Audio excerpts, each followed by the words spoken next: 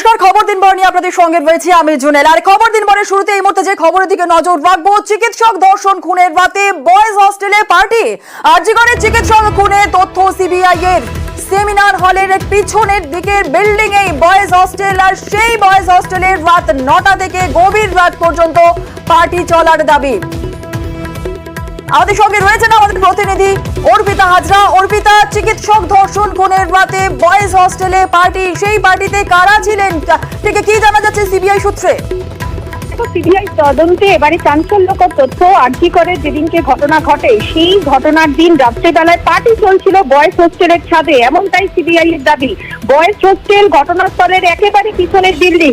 রাত্রি 9টার পর থেকে শুরু হয় এই উল্লাস পার্টি এবং পার্টি চলে কিন্তু গভীর রাত পর্যন্ত।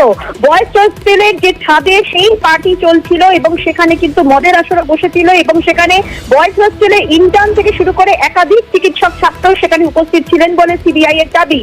তবে পার্টিতে কতজন চিকিৎসক ছিলেন, তাদের কি ভূমিকা ছিল, রাতের এই পার্টিতে কেন কেউ কোনো আওয়াজ পেলেন না এবং সঞ্জয় রায়কে কেউ কি সেখানে দেখতে পেয়েছিল যে বিল্ডিং এর চারপাশে ঘোরাফেরা করতে?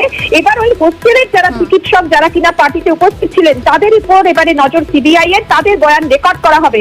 অর্থাৎ ঘটনার রাতে যেদিন এই ছাত্রীকে সেখানে নিগ্রহ করা হয় এবং সেখানে ধর্ষণ খুন করা হয়, সেই রাতেই কিন্তু বয়েজ হোস্টেলে একেবারে সেখানে উল্লাস পার্টি চলছিল, এমনটাই কিন্তু সিবিআই তদন্তে উঠে এসেছে।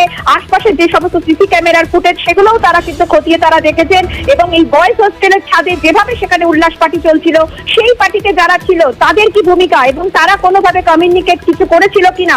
অর্থাৎ এই ঘটনাস্থলে যখন এই ঘটনা ঘটছে সেই সময় সঞ্জয়কে কেউ সেখানে বিল্ডিং এ কেউ ঢুকতে দেখেছিল কিনা বা আশপাশে কেউ দেখেছিল কিনা, সেই বিষয়টা কিন্তু জানার চেষ্টা করছে সিবিআই তদন্তকারী আধিকারিকরা। এই যে রাত 9টা থেকে গভীর রাত পর্যন্ত অর্পিতা পার্টি চলছিল, পার্টিতে কতজন চিকিৎসক ছিলেন, তাদের ভূমিকাই বা কি ছিল, সেই বিষয়ে সিবিআই সূত্রে কিছু জানতে পারছো?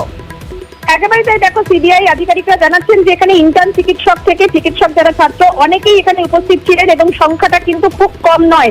এবং এই হোস্টেলের বয়েজ হোস্টেলের যে ছাদ, সেই ছাদে যেহেতু উদ্দাম সেখানে পার্টি চলছিল, উল্লাস চলছিল, ফলে সেই পার্টিতে যারা ছিলেন সেই পার্টিতে চিকিৎসকরা তাদের কি ভূমিকা ছিল, কারণ এই ঘটনার রাতে অর্থাৎ 9টার পর থেকে গভীর রাত পর্যন্ত চলে এই পার্টি, ফলে সেই পার্টিতে যে বা যারা ছিলেন তাদের উপরে এবার কিছু জায়গাতে গভীর রাতে এই পার্টি চলছিল, ছাদে বয়েজ হোস্টেলের ছাদের মধ্যে পার্টি চলছিল, অথচ কেউ জানতেই পারলো না।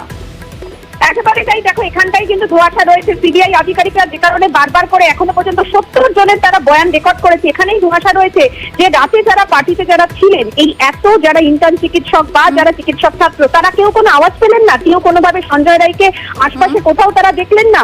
কেন তারা মুখ খুলছেন না? কারণ এই ছাদে যখন পার্টি চলছিল একেবারে এই যেখানে ঘটনাস্থল তার ঠিক পিছনের বিল্ডিংই হচ্ছে এই বয়েজ হোস্টেল, ফলে সেখানে যদি রাত্রিবেলায় কেউ বা কারো যদি সেখানে যদি যাতায়াত করে বা তাদের কারো চোখে পড়বে না, এটা কিন্তু কার্যত একেবারে অসম্ভব। সেই কারণে সিবিআই আধিকারিকরা এই সমস্ত যে পার্টিতে যারা যারা ছিলেন সেই দিনকে, ঘটনার দিন, তাদেরকে কিন্তু এবার ডেকে তলব করে তাদের বয়ান রেকর্ড করবে। কারণ কোথাও গিয়ে তাদের একটা যে বিষয় মনে হচ্ছে তদন্তকারীদের, যে এই ছাত্রদের মধ্যেই কেউ কিছু গোপন করছেন, অর্থাৎ সঞ্জয় রায়কে সেখানে ঢুকেছিল সেই প্রসঙ্গে কেউ কিছু জেনে থাকলেও থাকতে পারে, বা সঞ্জয় রায়কে সেখানে কেউ যেতে বলেছিল কিনা, যখন চিকিৎসকরা ঘুমিয়ে পড়বেন ওই ফ্লোরে তখন কেউ যেতে বলেছিলেন কিনা। ফলে সেই দিকটা কিন্তু খতিয়ে দেখার জন্য সিবিআই আধিকারিকরা যারা সেদিনকে রাত্রেবেলায় যারা জেগে পার্টি করছিলেন ওই ছাদের উপরে, সেখানে উল্লাস পার্টি চলছিল, সেই পার্টিতে যারা ছিলেন তাদের কিন্তু বয়ান রেকর্ড করতে চায় সিবিআই আধিকারিকরা। ইতিমধ্যেই কয়েকজনকে চিহ্নিতকরণ করা হয়েছে এবং তাদের বয়ান রেকর্ড করবে সিবিআই। বেশ, ধন্যবাদ অর্পিতা।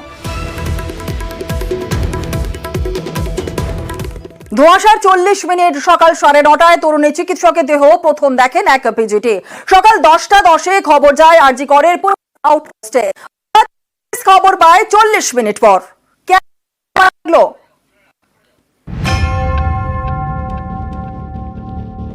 9 অগস্ট চেস্ট মেডিসিন বিভাগের সেমিনার হল থেকে উদ্ধার হয় তরুণী চিকিৎসকের দেহ।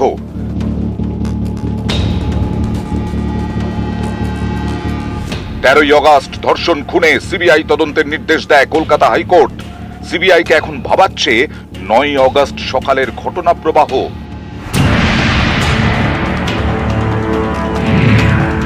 তদন্তে সিবিআই জানতে পেরেছে সেমিনার হলে দেহ প্রথম দেখেন পোস্ট গ্রাজুয়েটের প্রথম বর্ষের এক ছাত্র। ঘড়িতে তখন সকাল 9:30, কিন্তু আরজিকরের পুলিশ আউটপোস্টে খবর যায় 40 মিনিট পরে, সকাল 10:10। আরজি করে মেডিকেল আউটপোস্ট খবর পায় মোটামুটি 10:10 তারপর ইমিডিয়েটলি আমরা ওখানে চলে যাই। এখানেই সিবিআই এর প্রশ্ন, আরজি করে পুলিশের আউটপোস্টে খবর যেতে 40 মিনিট দেরি হলো কেন? ওই 40 মিনিটের মধ্যে ঠিক কি হয়েছিল? এর উত্তর পেতে মরিয়া কেন্দ্রীয় গোয়েন্দারা।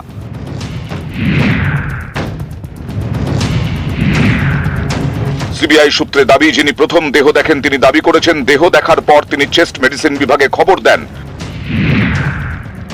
পুলিশের কাছেও নাকি একই বয়ান দিয়েছেন পোস্ট গ্রাজুয়েটের প্রথম বর্ষের পড়ুয়া। সিবিআই এর প্রশ্ন, চেস্ট মেডিসিনে জানানো হলে পুলিশের কাছে খবর যেতে কেন 40 মিনিট সময় লেগে গেল? ইচ্ছে করেই কি পুলিশকে দেরি করে খবর দেওয়া হয়েছে? দেরি করে খবর দেওয়ার কি কোনো নির্দেশ ছিল? ওই 40 মিনিটের মধ্যে কি কেউ সেমিনার হলের ক্রাইম সিনে ঢুকেছিলেন?